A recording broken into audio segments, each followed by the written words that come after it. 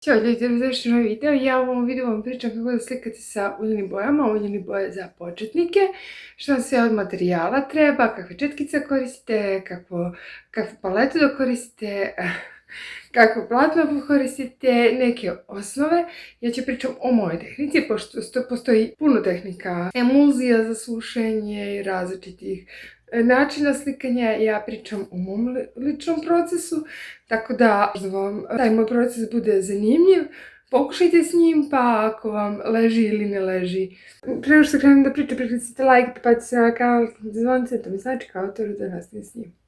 Uljene boje. Uljene boje gde možete kupiti, ja sam rekla, možete kupiti profesionalnim slinkarskim radnjama, ja kupujem bijelu, a kod Kineza sam našla super uljene boje i jesu malo u početku kada isisite iz tube, onako malo izađe više ulja nego boje, ali skroz su mi ok. Ja sam ranije bila oduševljena sa nekim zvijezdinim bojama, ali te boje su nestale sa tržišta. Sa tim bojama sam radila baš onako realizam. Lep, ali čini mi se da sličnu pigmentaciju imaju i boje kod Kineza. Što se tiče ulja, znači da objasnim samo. Uljene boje vi mešate sa uljem kao što akril mešate sa vodom. Znači ulje vam je tu da rastvori tu boju, da dobijete tanji layer ili da operete četkicu. Neki ljudi koriste razne emulzije kao terpentin za pranje. Ja koristim ulje. Umočim ulje i obrišem od krpu, a kad hoću da operem četkicu operem sa punom za pranje ruku. Znači dobro i mlakom vodom, istrljam četkicu i operem je. I super mi je ulje zato što ja ne koristim nikakve ubrzivače, zato što ja sa uljem radim sporo. Kad želim da radim brzo, onda radim sa akrilom, a kad želim da prosto radim sporo i da mi se ne suši paleta i da mi se ne suše četkice, ja biram tehniku ulje, koristim laneno ulje, ali ponekad ako želim da još više produžim to sušenje, koristim zejtin, to jest suncokretovo ulje. Suncokretovo ulje spada u sporo sušeća ulja, znači ona se osušili sporo. Otprilike kako se suši, znači ako koristite samo laneno ulje bez ikakvih ubrzivača za sušenje, na primjer bijela sa lanenim uljem se suši 7 dana na vašem radu, dok sa zejtinom se bijela suši 14 dana. Neki bi rekli to je dug proces, ali za nas koji jako sporo slikamo, to jest ja koja slikam otprilike vikendima, meni to savršeno odgovara. Što se tiče četkice sam uzela sa Temua, ali jako sitne četkice koje su onako, baš mi trebaju za neki precizan rad, jako tanak rad. Ja savjetujem da uzmete u profesionalnim slikarskim radnjama jer se one manje rascvetavaju. Znači prilikom upotrebe neće vam se desiti da se četkica rasveta i da ne možete da baš taj detalj da izvučete. Ja slikam, ja ne koristim crnu boju zato što ponekad pomešam jako teget i crnu i ne želim da mi se zagadi rad. Efekat crne dobijem tako što mešam teget boju, tamnu, plavu i malo brown boje. Ja i ne koristim puno boja, ja više dobijam onako boje mešajući na paleti. Koristim drvene palete, ali vi možete koristiti poslužavnike, plastične ili šta god da nađete.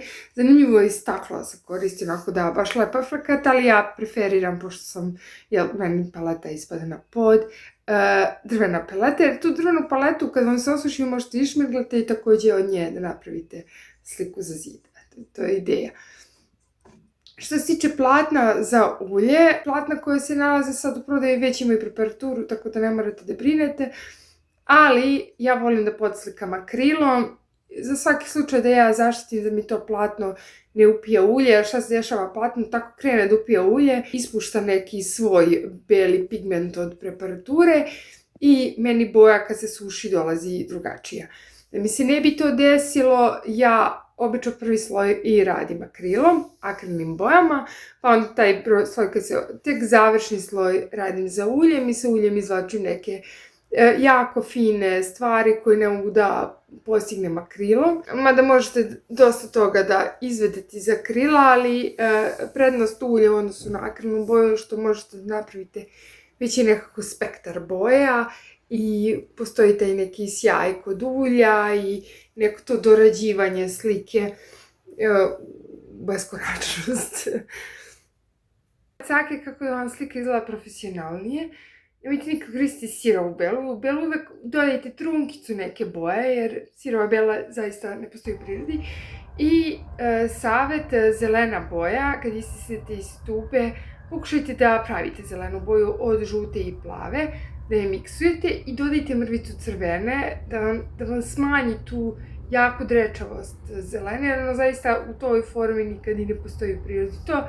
I ukoliko slikate pejzaže, portrete, neki, da kažem, realizam, ali ako radite apstrakciju, mislim da možete da se igrate sa svim bojama. Sad, u radu sa uljem postoji gomila nekih savremenih emulzija. Postoji emulzija koja bukvalno je kao voda koja koristi za akril, znači nam se uljena boja suši brzinom kao akrilna boja, da operete četkice, imaju neki završni slojevi emulzije. Slikarskoj opremi tehnologija ide zaista brzo. Kažem, moj način rada je nešto što sam ja sigurna, znam sigurno da će mi ispasti dobra slika, znam sigurno da će mi četkice da duže traju, tako da ja ne eksperimentišem mnogo sa emulzijama. Ono sam alergijama, imam jako osetljiv nos, kijam konstantno čim osjetim neki miris koji mi smeta. Ovdje vidite proces kako sam ja slikala pejzaž, prvo sam poslikala akrilom, onda sam završavala uljem. Pejzaž još nije gotov, ima još da se radi na detaljima, ali ovo je neki proces rada. I sad za kraj, nemojte da se plašite da eksperimentišete sa tehnikama. Meni je trebalo dosta vremena da se oslobodim i da krenem da radim sa uljem, i nekako sam imala sam kao u glavi to je za neke velike majstore, meni kao akril dovoljan, a onda bih izgubila dosta nekih finoća na slici, nekih lepih prelaza, Leonardo da Vinci je tapkao i prstima da nijanse bojanja tapkao prstima i postizao neki fini prelazi i između, što bi se reklo u šminkerskoj industriji, blendovo je dve boje. Nemoj da imate strah od uljenih boja, slobodno ih kupite, platno, krenite da slikate sa njima i neko, kako vam kažem, ne treba vam ni puno tutoriala, sami ćete da skontate uljenu tehniku kojom se brzinom suši i kako da